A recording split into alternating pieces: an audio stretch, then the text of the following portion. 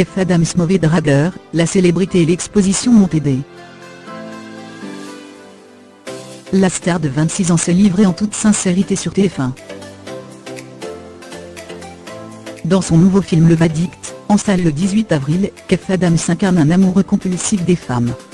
Sur le plateau de l'émission 7 à 8, sur TF1 le 1er avril, la star de 26 ans est alors interrogée sur ses propres compétences de dragueur, lui qui est régulièrement associé à pas moins de l'ancienne univers Larry Mittenheim.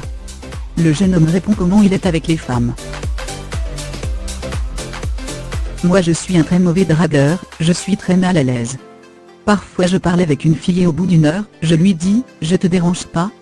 Elle me répond, bah non, puisqu'on est en train de parler depuis une heure. J'ai toujours peur de déranger, d'avoir le mauvais mot, d'être maladroit. Donc je crois que je ne suis pas un très bon dragueur. Je crois que, pour le coup, la célébrité et l'exposition m'ont aidé à avoir le cran d'aller parler aux filles.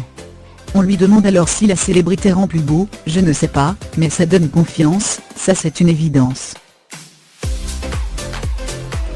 La séduction des hommes est au cœur de son film, mais également de l'actualité aujourd'hui depuis l'affaire Weinstein, et les mouvements Meta et Balance ton porc. Quel regard porte-t-il sur ce sujet de société? C'est effectivement très touché vu l'époque. Et je trouve que c'est cool d'en parler avec beaucoup d'humour, dans une comédie.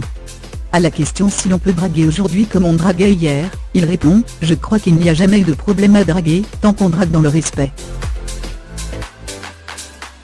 Tout ce qui s'est passé est très bien, ça va freiner plus d'un malade. Je trouve ça joli pour ce mot, draguer. Si seulement tous ces hommes accusés avaient simplement dragué, il n'y aurait pas de problème. Draguer c'est proposer, et pas imposer. Il expliquera ensuite que dans son film, le pouvoir est pris par la femme.